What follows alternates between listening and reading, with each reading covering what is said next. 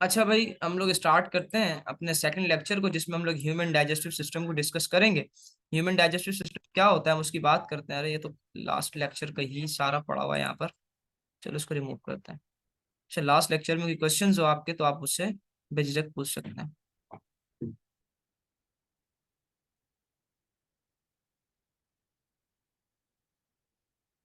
Human digestive system, ठीक है। अब ह्यूमन डाइजेस्टिव सिस्टम के अंदर हम लोग क्या करते हैं भाई, जरा देखते हैं हम इसको भी। Let's discuss about the human digestive system. आप लोग 9 क्लास के अंदर ह्यूमन डाइजेस्टिव सिस्टम को अच्छे से पढ़कर भी आए हुए हैं। ह्यूमन डाइजेस्टिव सिस्टम क्या कहलाता है, सबसे पहले बात करते हैं हम ह्यूमन डाइजेस्टिव सिस्टम। देखिए, डाइजेशन क्यों जरूरी है, सबसे पहला सवाल ये उठता है। एक सबसे बेहतरीन क्वेश्चन से यहाँ पर जो एक स्टूडेंट करता है वो यही करता है कि भाई डाइजेशन हमारी बॉडी में जरूरी क्यों है। अच्छा, अगर डाइजेशन नहीं होगी तो क्या होगा। तो मल्टीपल क्वेश्चंस हैं ये। देखें, डाइजेशन जरूरी क्यों है। डाइजेशन इसलिए जरूरी है कि जो भी हम लोग फूड पार्टिकल खाते हैं बेटा, उसके अंदर बड़े बड़े मॉलिक्यूल्स मौजूद होते हैं। बड़े बड़े क्या मौजूद होते हैं, मॉलिक्यूल्स मौजूद होते हैं।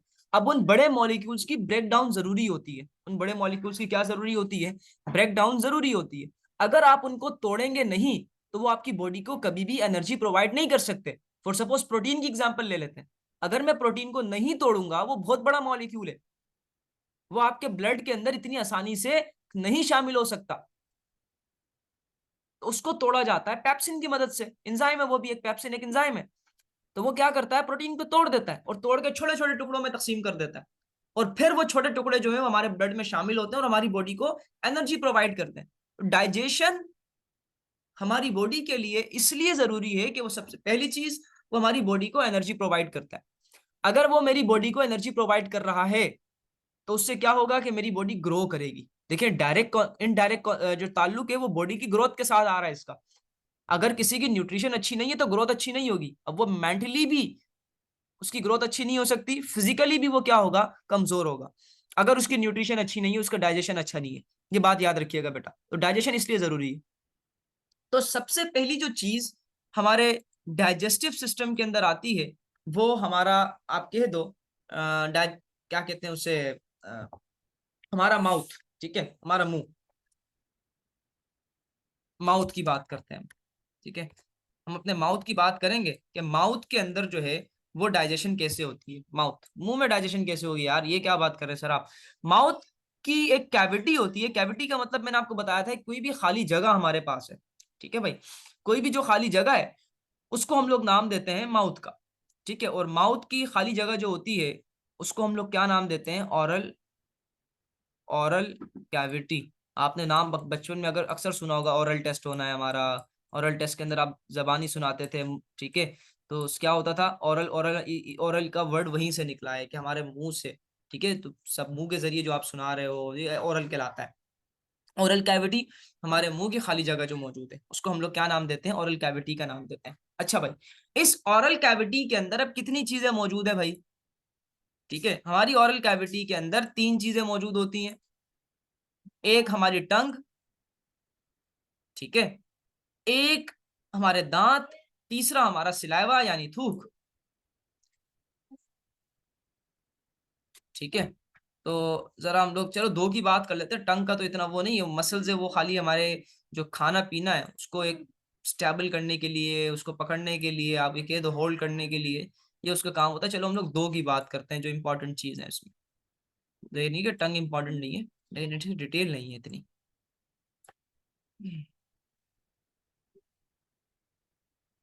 तो पहला जो हम लोग पढ़ते हैं ओरल कैविटी के अंदर वो हमारे तीत है, दांत। दांत के बाद हमारे पास आता है हमारा टीथ के बाद हमारा आता है हमारा सलाइवा। अच्छा भाई, तीत, दांत आपको अच्छे से पता है हमारी मुंह के अंदर कितने होते हैं भाई, 32, 32। ठीक है भाई, अब ये जो दांत है इनका काम क्या, फंक्शन क्या है। सबसे पहला काम, सबसे पहली चीज आपने इसका फंक्शन याद रखना है। तीत का फंक्शन क्या होता है, तीत का फंक्शन जो होता है वो च्युइंग करना होता है। क्या करना होता है, हम खाने को जो है इससे च्युइंग करते हैं। क्या करते हैं, च्युइंग करते हैं। देखें बेटा, हमारे पास ना जो डाइजेशन होती है वो दो किस्म की होती है। ठीक है, एक बात याद रखिएगा, एक डाइजेशन जो होती है वो केमिकल डाइजेशन कहलाती है, एक हमारे पास कहलाती है physical digestion, for suppose physical mechanical, sorry physical कह रहा हूं, मैकेनिकल डाइजेशन। एक मैकेनिकल हमारे पास कहलाती है और एक क्या कहलाती है, केमिकल। अच्छा सॉरी, अगर कोई आपसे पूछे कि भाई मैकेनिकल डाइजेशन का क्या मतलब है, केमिकल तो समझ आती है भाई, केमिकल के जरिए आप स्टमक के अंदर खाना जा रहा है, आपके मुंह के अंदर ही केमिकल के जरिए बहुत सारी चीजें जो है टूट रही होती हैं, बन रही होती हैं, ठीक है, उनको फिर आपकी बॉडी के अंदर वो लेके जाना होता है, हमने फिर हमारे स्टमक में जाता है, वहां पर टूटती हैं, ये बहुत सारा काम हो रहा होता है हमारा। अच्छा, अब टीथ का जो काम है वो च्युइंग करना है, सही है भाई, च्युइंग करना हमने समझ लिया। यार मैंने यहाँ पर कहा कि डाइजेशन जो है वो दो किस्म की है, एक मैकेनिकल है और एक दूसरी क्या होती है, केमिकल। केमिकल समझ आ गई। मैकेनिकल डाइजेशन वो डाइजेशन होती है जो आप अपने दांतों के जरिए कर रहे हो। किसके जरिए कर रहे हो, अपने दांतों के जरिए कर रहे हो, जिसमें केमिकल का इस्तेमाल नहीं हो रहा, बल्कि किसका हो रहा है, आप किसका कर रहे हो भाई, हमारे पास इस्तेमाल आप कर रहे हो अपने दांतों का। डाइजेशन का मतलब क्या होता है, ब्रेक डाउन, आपके जो फूड पार्टिकल्स है उनका ब्रेक डाउन होना और आपको एनर्जी प्रोवाइड करना, ये कहलाता है हमारे पास सिंपली क्या कहलाता है, डाइजेशन कहलाता है। अब यहां पर वर्ड इन्होंने इस्तेमाल किया है मैकेनिकल डाइजेशन का। मैकेनिकल डाइजेशन में अंदर भी आप यही करते हो कि आप मुंह में लेके गए अपना फूड पार्टिकल, तो उसके जरिए आप जाहिर सी बात को चबाओगे, पहले अच्छे से च्युइंग करोगे, तो वो छोटे छोटे टुकड़ों में तकसीम होगा। तो जो छोटे छोटे टुकड़ों में तकसीम हुआ है किसकी मदद से, दांतों की मदद से, ये कहलाती है मैकेनिकल डाइजेशन। अब बात करते हैं हम सिलाइवा में। सिलाइवा के अंदर क्या होता है, सिलाइवा के अंदर हमारे पास एक ये सिलाइवा की अगर मैं बात करूं कंपोजिशन की, कि सिलाइवा कितनी चीजों से मिलकर बना है, तो इसमें वाटर भी आता है, कि इसके बाद तकरीबन जो है वो 95% तक वाटर होता है। फिर उसके बाद एक दो एंजाइम आते हैं, दो एंजाइम इसके पास होते हैं, ठीक है। अच्छा भाई,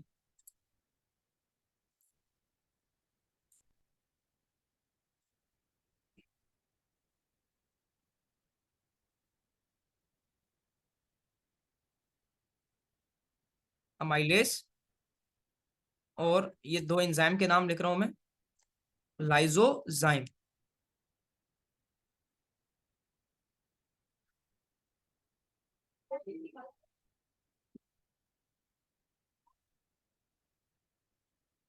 अमाइलेस, सिलाइवा के अंदर जो अमाइलेस होता है, जिसको आप सिलाइवरी अमाइलेस कहते हो, सिलाइवरी अमाइलेस का काम होता है स्टार्च की ब्रेक डाउन करना। आप रोटी खा रहे हैं, उस रोटी के अंदर स्टार्च होती है। स्टार्च आपको पता है क्या होता है, स्टार्च हम लोग कहते हैं कि ये हमारे पास टेस्ट लेस कार्बोहाइड्रेट कहलाता है। ये क्या कहलाता है, टेस्ट लेस कार्बोहाइड्रेट, यानी ऐसा कार्बोहाइड्रेट, हमने ज्यादा जितने कार्बोहाइड्रेट पढ़े थे वो सारे के सारे मीठे थे, लेकिन ये वाहिद ऐसा कार्बोहाइड्रेट था जिसका कोई जायका नहीं था। गंदुम के अंदर ये होता है, चावल के अंदर ये होता है, आप जो है वो मैगी बनाते हैं, ये सारी चीजें, नूडल्स वगैरह जो भी, इन सब के अंदर स्टार्च मौजूद होता है, क्योंकि इनका कोई जायका नहीं है, ठीक है। इसके अंदर भी क्या होता है, आपका स्टार्च को ये क्या करता है, कन्वर्ट करता है। स्टार्च को किस में कन्वर्ट करेगा, ये स्टार्च को कन्वर्ट करता है माल्टोस में।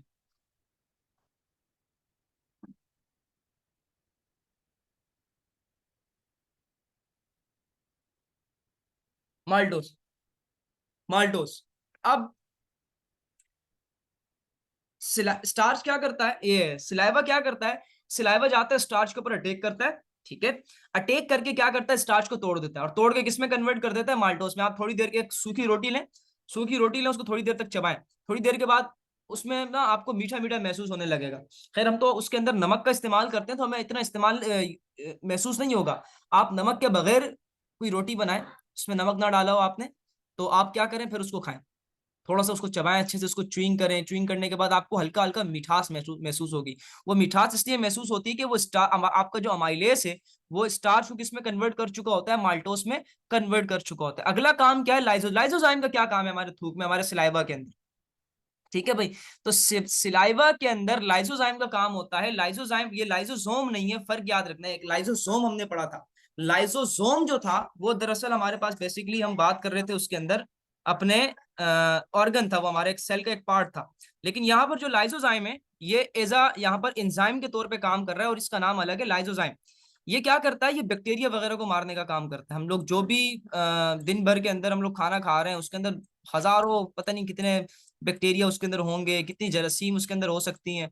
तो वो क्या करता है, उन जरासीम्स को किल करने का काम किसका होता है, ये लाइजोजाइम। लाइजोजाइम क्या करता है, किल करता है। क्या करता है, किल, मारता है। किसको मारता है, बैक्टीरिया वगैरह को, जरासीम वगैरह को मारने का लाइजोजाइम का काम होता है। ये बात याद रखना। ये सिंपल हमारे पास इतना सा सलाइवा के अंदर या हमारे ओरल कैविटी के अंदर जो था वो फंक्शन हो रहा था, काम हो रहा था। अच्छा भाई, इसके बाद अगर मैं बात करूं,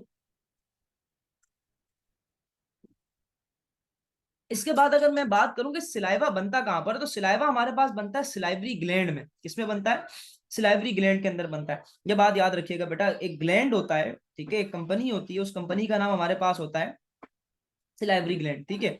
तो उसके जरिए हम लोग जो है वो क्या करते हैं, बना रहे होते हैं। अब इसके जो है फॉर 3 पेयर्स आते हैं तकरीबन, ठीक है। ये सिलाइवरी ग्लैंड जो है वो 3 जगहों पर मौजूद होता है। सिलाइवरी ग्लैंड जो है वो 3 जगहों पर पाए जाते हैं। एक हमारे लोअर जॉज यानी हमारे जबड़ों में पाए जाएंगे। एक हमारा जो बेस, एयर पिन की जो बेस मौजूद होती है हमारे कान की, ठीक है, वहां पर मौजूद में आपको मिलेंगे। कान के पीछे की तरफ थोड़ी सी इस जगह पे मौजूद मिलेगा। और आपकी जबान है, जबान के नीचे की तरफ एक एरिया होता है, वहां पर ये आपको सिलाइवरी ग्लैंड मिलेंगे। 3 पेयर्स के अंदर मौजूद होते हैं। ये बात याद रखिएगा बेटा। अच्छा भाई, आगे अगर हम लोग बात करें, ये तो हमने अपने माउथ के अंदर डाइजेशन पढ़ी कि हमारे मुंह में जो है वो डाइजेशन कैसे होती है। ये सबसे पहला पार्ट था हमारा, जिसमें हमने क्या पढ़ा कि हमारे माउथ के अंदर, हमारे मुंह में डाइजेशन कैसे होगी। उसके बाद हमारे पास नंबर आता है फेरिंग्स का। और आपको पता है फेरिंग्स क्या है, फेरिंग्स हम लोग उर्दू में कहते हैं हलक को। फेरिंग्स हम लोग किसको कहते हैं, अपने हलक को कहते हैं, ठीक है। हमारा जो हलक है उसको फेरिंग्स कहा जाता है। और इसके अंदर से हवा भी गुजरती है, बोथ एयर एंड फूड।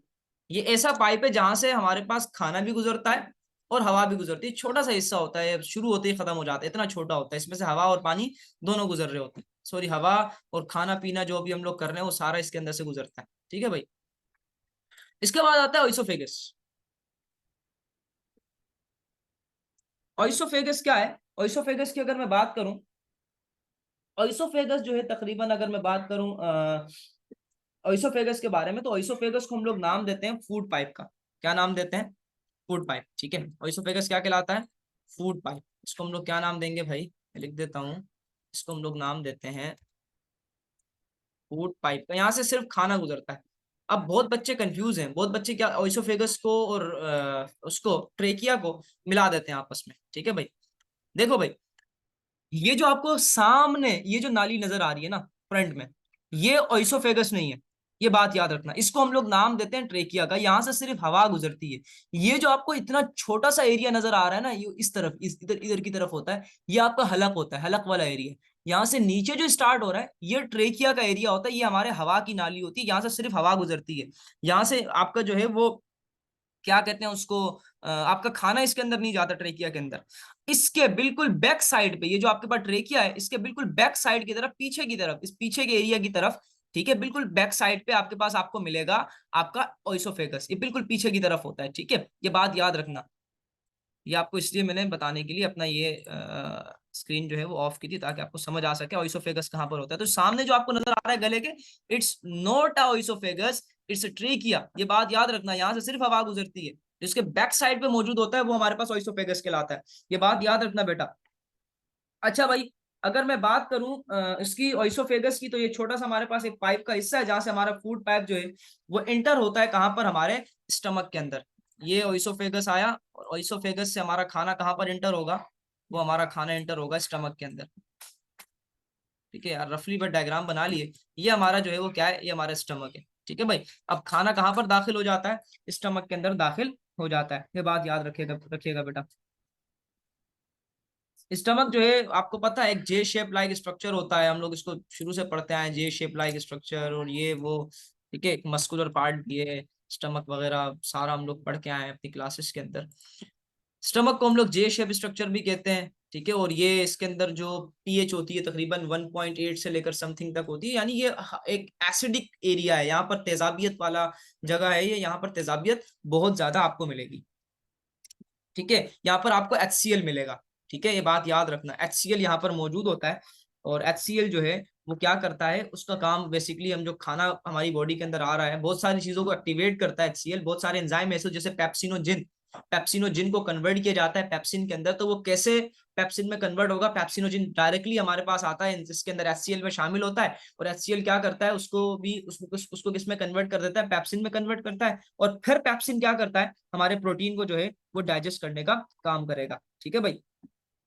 अच्छा भाई, ये हमारा स्टमक था थोड़ा बहुत। स्टमक के बाद, स्टमक हमने पढ़ा, स्टमक के अंदर जो है याद रखिएगा बेटा, इसके 3 रीजन आते हैं। ठीक है, पहला रीजन कहलाता है कार्डियक रीजन, दूसरा कहलाता है हमारे पास एक हमारे पास कहलाता है फंडस, तीसरा कहलाता है पाइलोरिक। ठीक है, अब ये 3 पार्ट्स होते हैं, ये बात याद रखिएगा बेटा। अच्छा, अब यहाँ पर HCl मौजूद है भाई। ठीक है, यहाँ पर HCl मौजूद होते हैं, ये HCl यहाँ मौजूद है। हमने पढ़ा है, हमने देखा है कि HCl जो है बहुत ज्यादा एक आप कह दो कि स्ट्रॉन्ग एसिड है। HCl क्या होता है? कि स्ट्रॉन्ग एसिड होता है। अगर ये स्ट्रॉन्ग एसिड है तो ये हमारे दीवारों को, जो दीवारें हैं, इसको नुकसान क्यों नहीं पहुंचाता? जो हमारी क्या कहते हैं उसको, हमारे स्टमक की जो दीवारें होती हैं, वॉल्स होती हैं, उनको नुकसान क्यों नहीं पहुंचा रहा होता? क्वेश्चन यहाँ पर ये उठता है कि हमारे पास ये नुकसान क्यों नहीं पहुंचा रहा होता? क्योंकि अल्लाह ताला ने इसके गिर्द म्यूकस की 3 लेयर्स रखी हुई होती है। म्यूकस की क्या बनाई हुई होती है? इसके गिर्द म्यूकस की लेयर्स बनाई होती हैं। ठीक है भाई, ये बात याद रखना। म्यूकस की क्या बनाई होती है? म्यूकस की लेयर्स बनाई हुई होती हैं, और वो म्यूकस की लेयर्स क्या कर रही होती हैं? वो हमारे इसको, हमारे वॉल को, स्टमक की जो वॉल है उसको क्या कर रही होती है? हमारे पास प्रोटेक्ट कर रही होती है, ताकि HCl इस दीवार के साथ ना टकराए। और अगर HCl खुदा ना खास्ता इस दीवार के साथ टकरा जाता है तो ये इसको यहाँ पर जख्म कॉज कर देता है, जिसको हम लोग नाम देते हैं पेप्टिक अल्सर का। ठीक है, क्या नाम देते हैं? पेप्टिक अल्सर का नाम देते हैं। और इसके अंदर हमने पढ़ा, इसके अंदर क्या मौजूद होता है? HCl मौजूद होता है। ठीक है, ये बात याद रखिएगा बेटा। ठीक है भाई, तो आज का लेक्चर यहाँ तक रखते हैं, बाकी इंशाल्लाह फिर हम लोग जो है अपने लेक्चर नंबर 2 के अंदर जो है डाइजेस्टिव सिस्टम को मजीद डिस्कस करेंगे। Thank you very much.